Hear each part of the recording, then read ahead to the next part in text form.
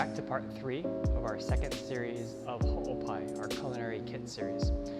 Once again, my name is Chef Kevin Lee of PAI Honolulu, and this week we'll be doing a summer pesto pasta. It'll have a Thai basil pesto with macadamia nuts and Thai basil, blistered cherry tomatoes, grilled corn, a little fresh asparagus with a roasted vegetable stock. We'll also have a watermelon gazpacho. We'll also have toasted garlic bread. And for dessert, a grilled pineapple and a roasted strawberry shortcake with a matcha whipped cream. A few items that you'll need to start. You're going to need a large stock pot that holds about 8 to 12 quarts, a pasta basket. If you don't have a pasta basket, you can also use a colander, and just make sure to reserve a little bit of the cooking liquid. You're also going to need a larger size fry pan or saute pan, and then a medium-sized baking tray lined with parchment paper or aluminum foil. Okay, let's get started. So to begin, we have our stock pot filled about 2/3 of the way with hot water and then brought up to a boil.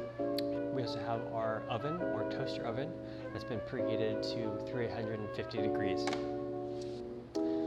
On a medium-sized sheet tray lined with parchment or aluminum foil, you're going to place the ciabatta. It's been spread with a garlic butter, as well as your sweet biscuit, and place that into the oven for about 3 to 5 minutes until it's nicely golden brown. So for this pasta dish, you're going to actually need 2 different burners. One is going to be for the stock pot that's going to come up to a boil, and the second is going to be for your saute or fry pan that's going to have your summer vegetable ragu. So to start the ragu, we're going to take a roasted vegetable stock. Basically, it's onions that have been basically caramelized.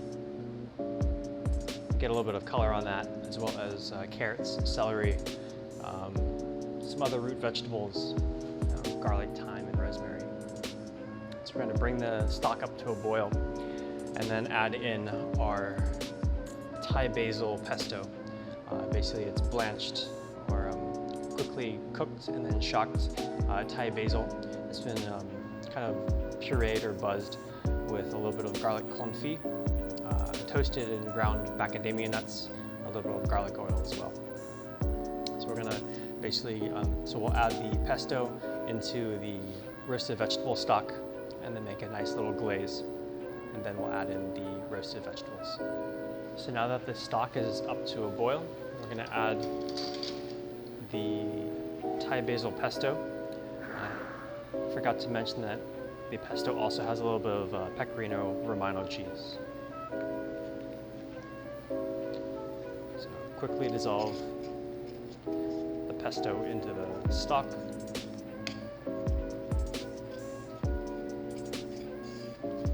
It's going to turn nice green and aromatic. We're going to cook this down until it's reduced by maybe about a quarter. You'll see it thicken up a little bit. In the meantime, we'll bring the stock pot with boiling water or water up to a boil, and then add the cooked pasta into the pesto glaze.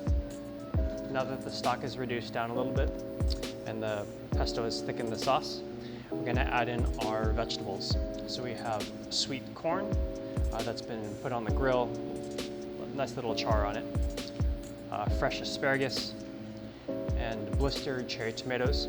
Basically cherry tomatoes mixed with a little bit of garlic oil, and then put in the salamander or the broiler until it gets a nice little char marks on it. Gonna add it inside. Again, to take off the chill. Point. We'll drop the pasta into the boiling water, which will take about a minute or 2. As the summer vegetable and Thai basil pesto is working or cooking in the pan, we're going to take our semolina egg pasta fettuccine. We're going to loosen it up a little bit and then add it to our stock pot with boiling water inside a pasta basket.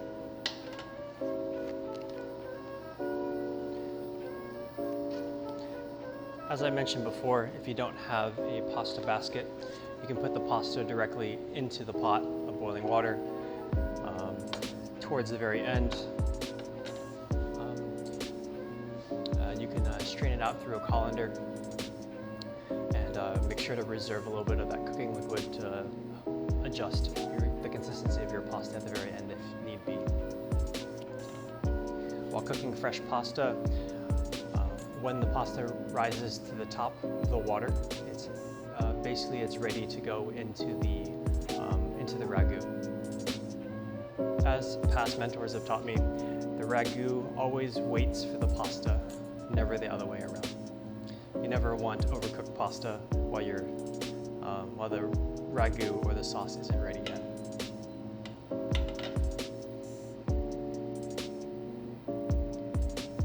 So now that the pasta has risen to the top, we're going to pull out the pasta and add it to our sauce.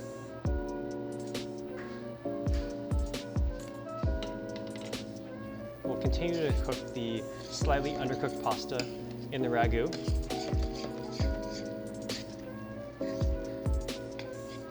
So that the pasta absorbs the flavors of the ragu.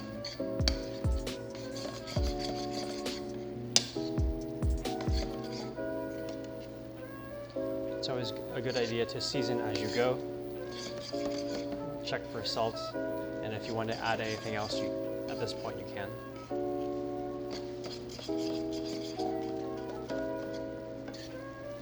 The sauce is starting to thicken up.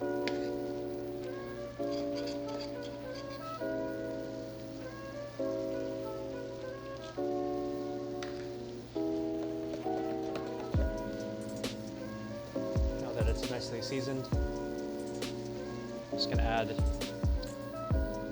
little bit more fresh herbs.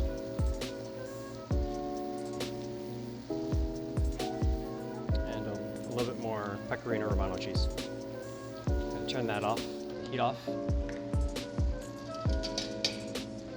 And we're ready to plate.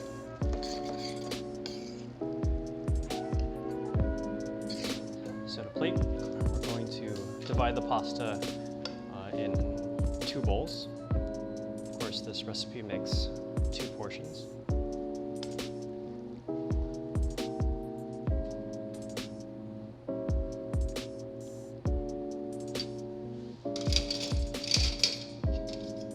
Then we'll top the fettuccine off with the vegetable ragu. Fresh asparagus, blistered cherry tomatoes,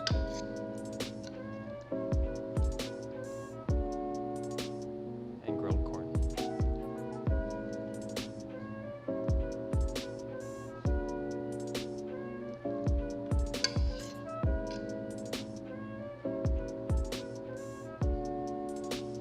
We'll add a little bit more of the pecorino romano cheese that's been reserved.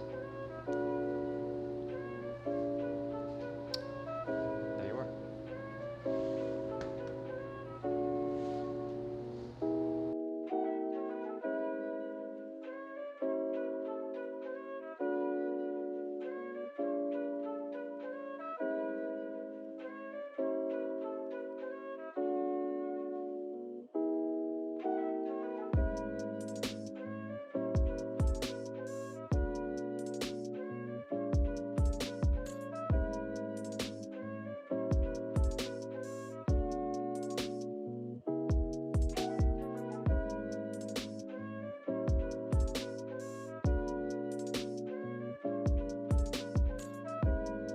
Thanks again for joining us for our summer pesto pasta. Make sure to join us next week for a South Indian inspired avial coconut curry.